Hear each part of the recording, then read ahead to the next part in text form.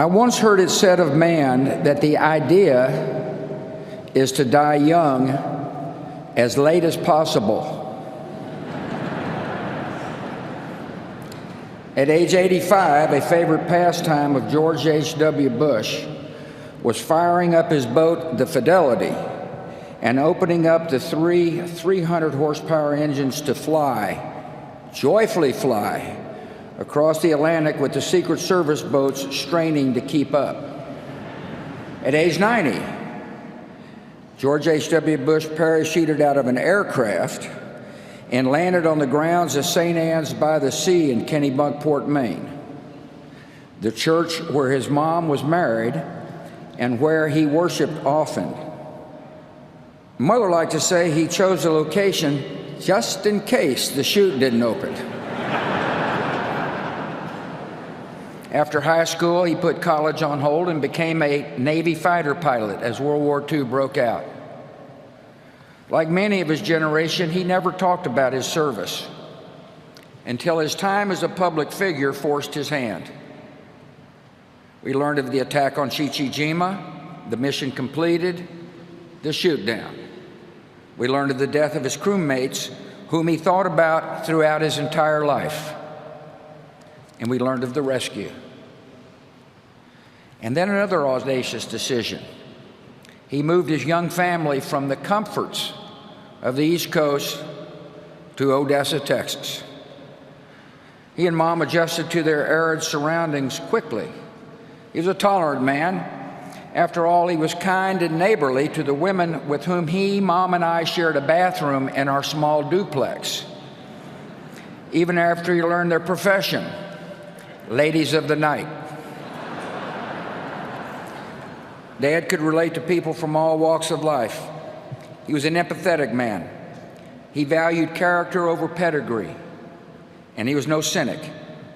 He looked for the good in each person, and he usually found it. Dad taught us that public service is noble and necessary, that one can serve with integrity and hold true to the important values like faith and family. He strongly believed that it was important to give back to the community and country in which one lived. He recognized that serving others enriched the giver's soul. To us, his was the brightest of 1,000 points of light. In victory, he shared credit. When he lost, he shouldered the blame. He accepted that failure is a part of living a full life, but taught us never to be defined by failure. He showed us how setbacks can strengthen. None of his disappointments could compare with one of life's greatest tragedies, the loss of a young child. Jeb and I were too young to remember the pain and agony he and Mom felt when our 3-year-old sister died. We only learned later that Dad, a man of quiet faith, prayed for her daily. He was sustained by the love of the Almighty and the real and enduring love of her mom. Dad always believed that one day he would hug his precious Robin again. He loved to laugh, especially at himself. He could tease and needle, but never out of malice. He placed great value on a good joke. That's why he chose Simpson to speak.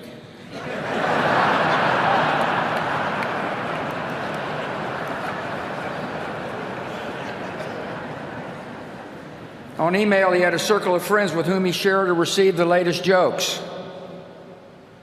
His grading system for the quality of the joke was classic George Bush. The rare 7s and 8s were considered huge winners, most of them off color.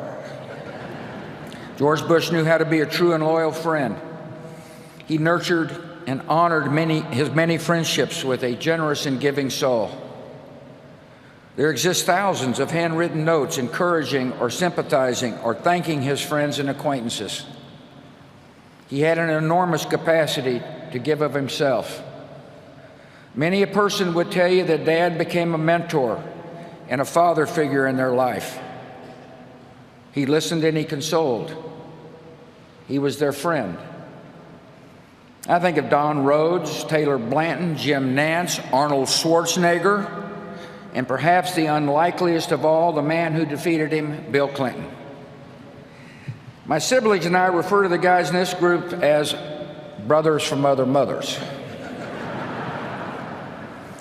He taught us that a day was not meant to be wasted. He played golf at a legendary pace. I always wondered why he insisted on speed golf. He was a good golfer. Well, here's my conclusion. He played fast so that he could move on to the next event, to enjoy the rest of the day, to expend his enormous energy, to live it all. He was born with just two settings: full throttle, then sleep. He taught us what it means to be a wonderful father, grandfather, and great-grandfather. He was firm in his principles and supportive as we began to seek our own ways. He encouraged and comforted, but never steered. We tested his patience. I know I did. But he always responded with the great gift of unconditional love. Last Friday, when I was told he had minutes to live, I called him. The guy answered the phone, said I think he can hear you, but he hadn't said anything for most of the day. I said, Dad, I love you and you've been a wonderful father. And the last words he would ever say on earth were, I love you too. To us, he was close to perfect, but not totally perfect. His short game was lousy. He wasn't exactly Fred Astaire on the dance floor. The man couldn't stomach vegetables, especially broccoli. And by the way, he passed these genetic defects along to us. Finally, every day of his 73 years of marriage, Dad taught us all what it means to be a great husband. He married his sweetheart. He adored her. He laughed and cried with her. He was dedicated to her totally. In his old age, Dad enjoyed watching police show reruns, the volume on high, all the while holding Mom's hand. After Mom died, Dad was strong, but all he really wanted to do was hold Mom's hand again. Of course, Dad taught me another special lesson. He showed me what it means to be a president who serves with integrity, leads with courage, and acts with love in his heart for the citizens of our country.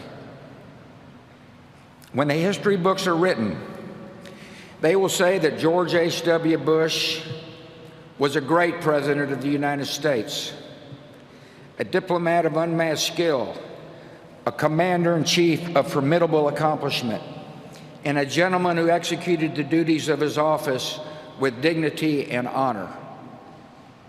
In his inaugural address, the 41st President of the United States said this: "We cannot hope only to leave our children a bigger car, a bigger bank account. We must hope to give them a sense of what it means to be a loyal friend, a loving parent, a citizen who leaves his home, his neighborhood, and town better than he found it. What do we want the men and women who work with us to say when we are no longer there? That we were more driven to succeed than anyone around us, or that we stopped to ask if a sick child had gotten better and stayed a moment there to trade a word of friendship?" Well, Dad, we're going to remember you for exactly that and much more. And we're going to miss you. Your decency, sincerity, and kind soul will stay with us forever. So through our tears, let us know the blessings of knowing and loving you, a great and noble man, the best father a son or daughter could have. And in our grief, let us smile knowing that Dad is hugging Robin and holding Mom's hand again.